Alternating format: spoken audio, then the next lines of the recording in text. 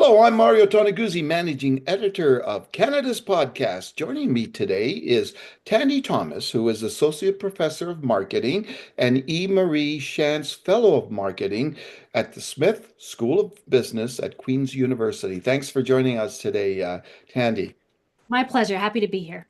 All right, we're going to talk about this Buy Canadian movement, and of course, this whole tariff situation has prompted this. But I'm just wondering, is this a movement that will be lasting, or once the tariffs go away, all this patriotic fervor will be gone? Well, I think that really depends on how the next few weeks play out or the next few days. So certainly this patriotism has always been there. It's not that Canadians suddenly became patriotic on Tuesday. Yeah. We've always been an incredibly proud nation. Now we are just sort of rallying around the flag in this time of crisis. So whether or not this translates into lasting changes to shopping habits really depends on how easy retailers make this for Canadians. At this point in time, when we're in this acute crisis and everyone feels all this emotion and they want to stand up for Canada and they want to do something and not feel helpless, people will put in the time and the effort. They will go to the stores, they will read the labels, they will seek out the products, they will take the time to do that. But that is not a sustainable way to shop. Hmm.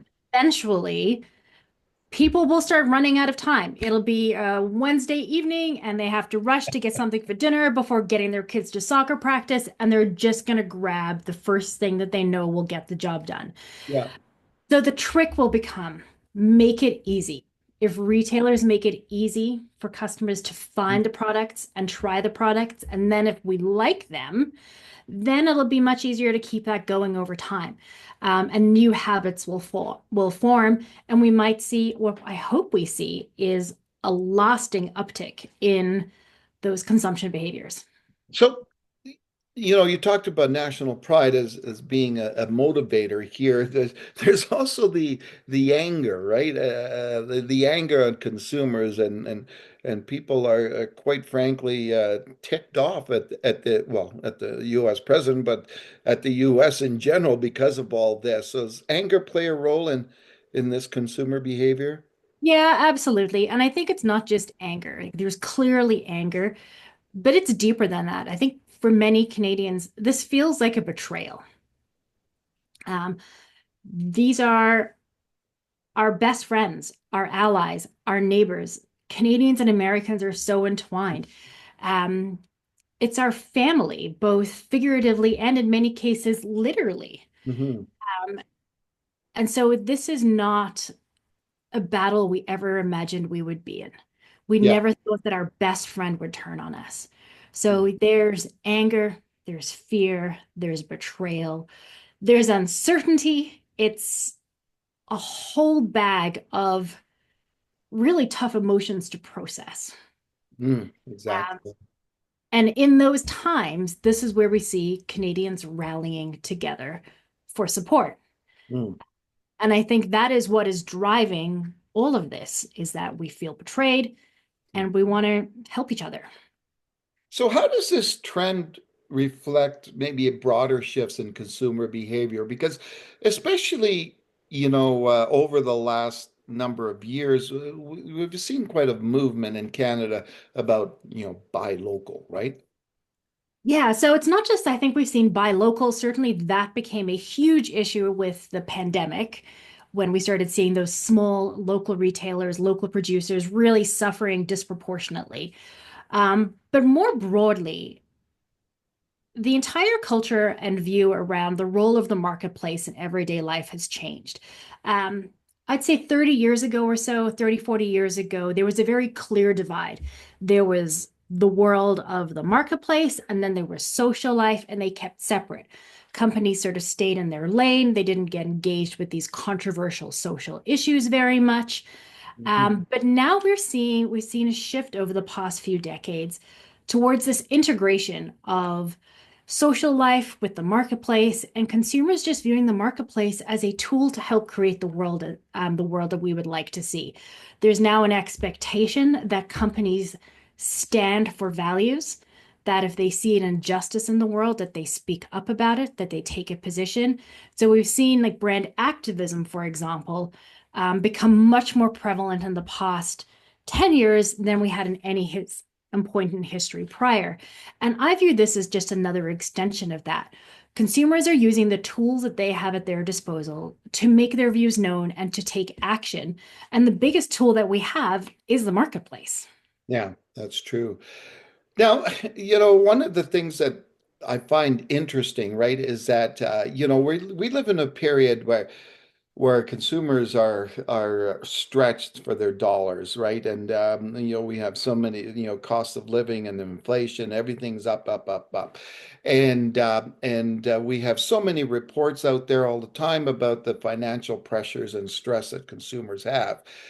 Yet they seem to not worry about maybe spending a little bit more if they're buying Canadian. Does that make sense? I don't know that, or is just emotion taking over? Well, I think it's a little bit of both. So we do know, like it is this, we know that consumers are willing to pay more for products that are aligned with their values. So whether that happens to be products that support sustainability, or whether in our case it's products that are Canadian, consumers are willing to pay more. Now, of course, there are caveats to that. So you have to be able to pay more. And it's unrealistic of us to ask our neighbors who are struggling to pay their bills and put food on the table to pay more. So in this particular moment, I think we have to realize a couple of things. The first one is that some people will just not be able to do this, and we need to be okay with that. Those of us who are able to pay a little bit more, do our part, and then support those who may not be able to and just need to focus on other problems in their lives. But we're also early in this process. We haven't really felt the pain yet. Yeah, we might see there's a couple of products here and there that are going up, but most people haven't even done their big weekly grocery shop yet. Mm, yeah. Um, Most people haven't lost their jobs yet, but we know those things are coming. And so Mm, there's no way to cut and slice this, that it's not going to hurt. yeah. This isn't going to be a fun parade where we wave the flag. This is really going to require people to like buckle down and be serious and push through the hard times. Because if this continues, it's going to get hard. Yeah. Last question I have for you, and we've talked about like products and buy Canadian products, but the other thing to discuss here is stores, right? And I had somebody say to me the other day, so you're not going to be shopping at Costco, are you? And so the Costcos of the world, the Walmarts of the world, the Home Depots of the world. How do you think they're going to be impacted by this movement? Well, I think we're going to try and see people shift towards Canadian retailers and Canadian service providers as much as they possibly can. Um, but I think that as much as they possibly can is a pretty loaded phrase. Our retail landscape is dominated by American-owned companies. That is just the way that it is structured.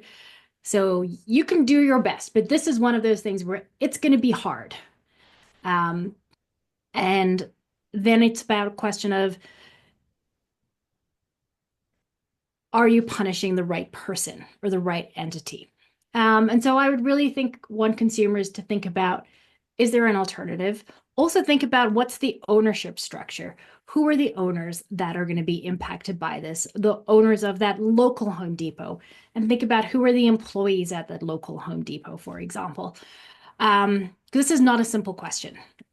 If we start seeing mass boycotts of that large employer in your local town, they're going to have to lay off more people. And that's not necessarily going to be the best thing either. So there's no clean way to get around it. So I think the key is for each consumer to look at what is it that I can do to support Canadian producers and those who are going to be suffering the most through this tariff process. And Mm. then make small changes to your lifestyle and your habits to try and keep those going. Anything drastic is probably not going to be sustainable in the long term. We know that consumers are pretty bad at changing habits in a drastic way, but we know that consumers are pretty good at changing them in small, sustainable ways that are integrated into their daily routines and their existing practices. And that is where I think we're going to get the longevity of this movement is with small changes that become sustainable, that aren't massively disruptive to daily life, because that is just going to be, that's a big ask for consumers. And we know that they will likely fail. Okay, I lied. I had another, Okay, question came up sure. in this is on the flip side of things, how and what can Canadian retailers and businesses need to do to promote the fact that they're Canadian? Is this an opportunity for them to go full out and shout out to the world that they're Canadian? Yes, this is a tremendous opportunity. There are very few moments in our daily life or our life cycles where there's these massive disruptions to our daily patterns. And when there are these disruptions and consumers are really paying attention to what they're doing, that is when there's the opportunity to shift habits, to get new customers, to change loyalties. So anything that these Canadian retailers and producers can do to highlight that they are Canadian, that they support our local community and our country is hugely important. Make it easy, make it known, and consumers will respond. It's a tremendous opportunity to create that visibility and get those new customers. And then, assuming the product quality is there, keep them, hopefully for a very long time. Mhm. Okay, wonderful. Thanks so much, Tandy, for joining us today. Oh, my pleasure. Thanks for having me. All right, that was Tandy Thomas, who is Associate Professor of Marketing and E. Marie Shantz Fellow of Marketing at Smith School of Business at Queen's University. I'm Mario Toneguzzi, Managing Editor of Canada's Podcast. Thanks for joining us today.